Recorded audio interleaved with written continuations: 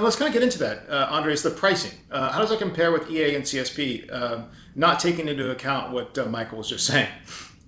Yeah, well, I mean, we were talking about it, or you were mentioning it earlier, right? Typically, with an EA, there was huge discounts, or they could provide potentially some SKUs that you couldn't provide in CSP for those customers. However, with the new commerce experience, the idea from Microsoft is that there's parity now, meaning you've got EA customers, you got CSP customers. If they're going whichever route they're going, they're getting similar pricing, if not the exact same, for the vast majority of the workloads that they're purchasing.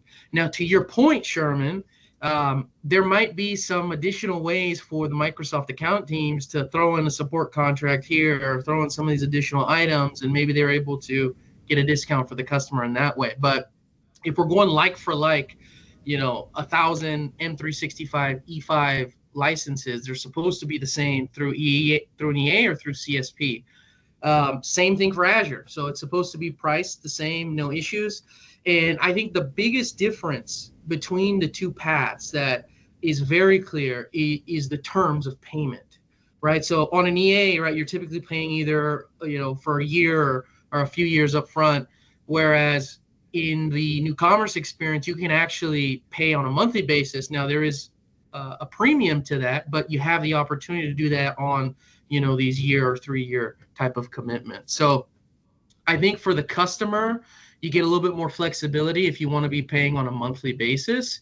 But really ultimately, and we'll get into it a little bit later, it comes down to the support you can get from the partner. I really think that has to be the main selling point when you're having these conversations with these EA customers, because they may have already been getting that direct support from Microsoft, and so they're used to that. They're comfortable with that, and so you need to get them across the line and understand that you guys have all those same level of skills, maybe even a faster support team for them. So that's my thoughts on it. I don't know if you've heard anything different.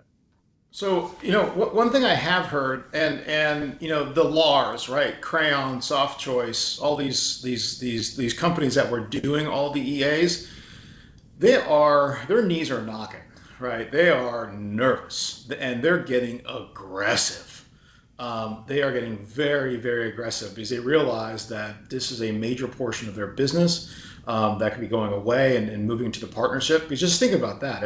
If 80% of this was their business and all of a sudden now all of these partners are going to come in and claim all that business away from them, they're doing their best, their absolute quickest, fastest way to go in there and figure out how to claim that particular partner and get them to move, or that customer and get them to move to CS, or get them to move to their CSP, which would be an absolute travesty if you're the partner that's in there doing all the work, right?